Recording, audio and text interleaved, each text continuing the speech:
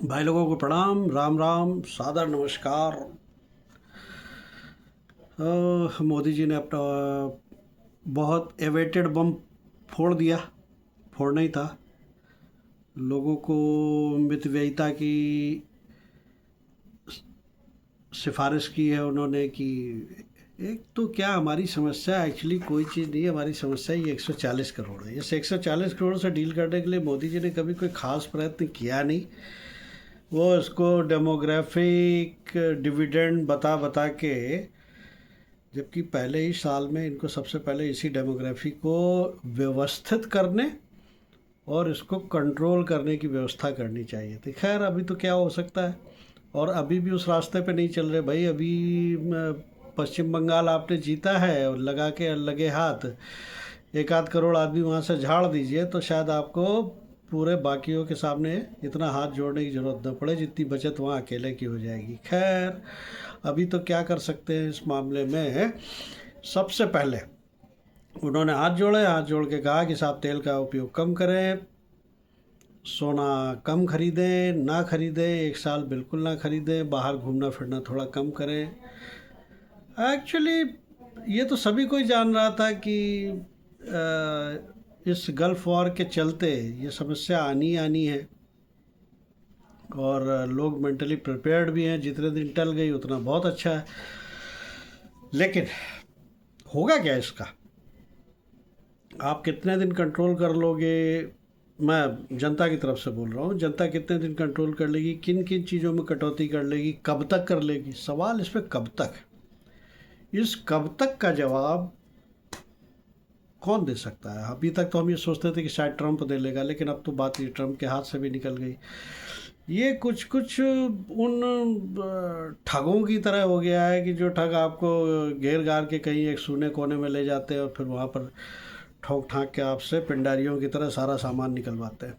तो ये अंतर्राष्ट्रीय ठग ट्रंप और उसकी चालों से परिचित लेकिन मजबूर मोदी, और इन सब का सबसे बड़ा, जिसे मास्टरमाइंड कहना चाहिए और जिसको सबसे बड़ा क्या कहना चाहिए, चालबाज कहना चाहिए, बाजीगर, वो है शी जिनपिंग।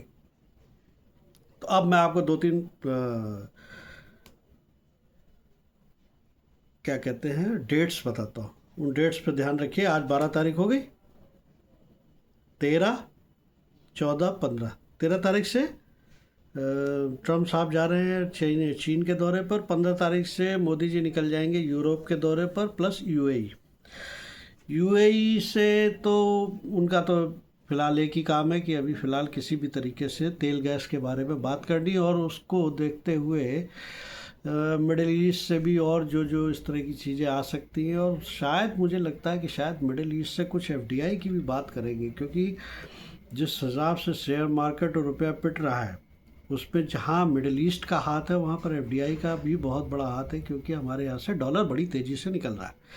खैर ये क्या वार्तालाप होगी ये तो बात की बात है, लेकिन असली खेला अब बंदरबाट शुरू होगी। ईरान और यूक्रेन की बंदरबाट वो शुरू होगी शी जिनपिंग के नेतृत्व में। वो पाकिस्तान वाला तो केवल झांसा था, टाइम पास हो रहा था। और मैंने एक वीडियो में कहा भी था कि पाकिस्तान जैसी पाक नापाक धरती पर कोई अच्छा काम हो जाएगा इसकी कोई संभावना है नहीं। अंततः वो नहीं हुआ है। अब शी जिनपिंग पुतिन के प्रॉक्सी बनेंगे। ट्रंप वहाँ पहुँचे हुए होंगे। ट्रंप अंदर से बिल्कुल बौखला चुके हैं पूरी तरीके से। और अब शर्तें आएंगी चीन की और रूस की। बंटवारा होगा यूक्रेन का, सरेंडर होगा ईरान का, और इन सब चीज़ों की खबर 15 के बाद यूरोप में जो होगी, अंडर करंट चलेगी, उसमें कहीं ना कहीं मोदी जी भी हिस्सा लेंगे। और तब जब वो लौटेंगे या इस बीच में अगर कोई वाकई कोई फ्रूटफुल समझौता निकला पश्चिम एशिया का और मिडिल ईस्ट का, और सबसे बड़ी बात मैं आपको ये बताऊं कि अब निकलेगा भी तो यहीं से निकलेगा।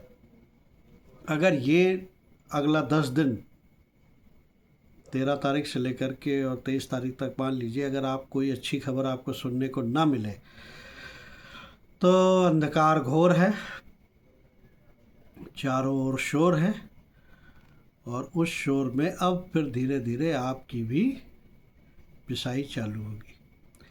अभी 2-3 टॉपिक और बच गए हैं। अपने बच्चों के ऊपर फिर बम फूट गया है, नीट का पेपर लीक हो गया है, उधर बच्चों की छुट्टियां होने जा रही हैं, पेरेंट्स को अब घूमने जाना है, मोदी जी कह रहे हैं घूमने मत जाओ।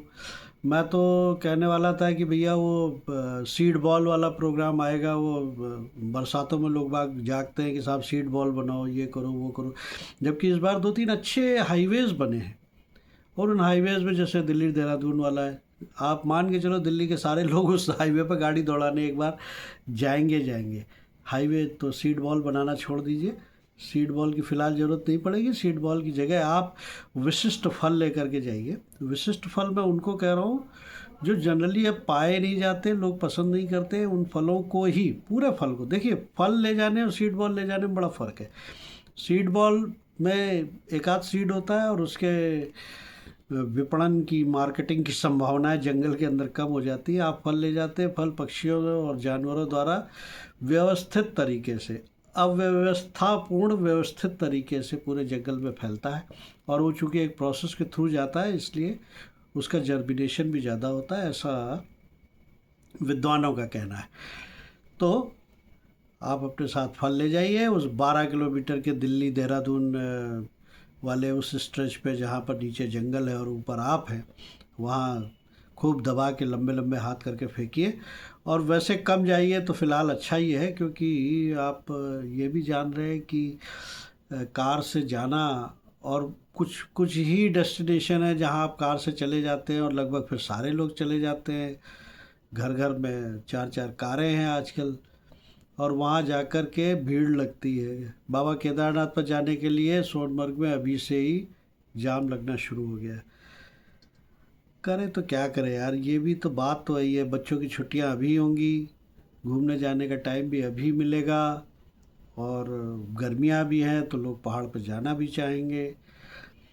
तो क्या कर सकते हैं, मैं तो यही कह सकता हूँ कि थोड़ा ऑड टाइम, जो डिफरेंशियल टाइम फ्रेम लेकर के चलें, कि जब सब लोग जा रहे हो तो थोड़ा आगे पीछे जाएं, थोड़ा आगे पीछे के डेस्टिनेशन ले लें। कोई ज़रूरी नहीं, कोई अगर आप कि बड़े डेस्टिनेशन पे ही उतरे जाके, उससे आगे पीछे भी थोड़ी जगह हो सकती है।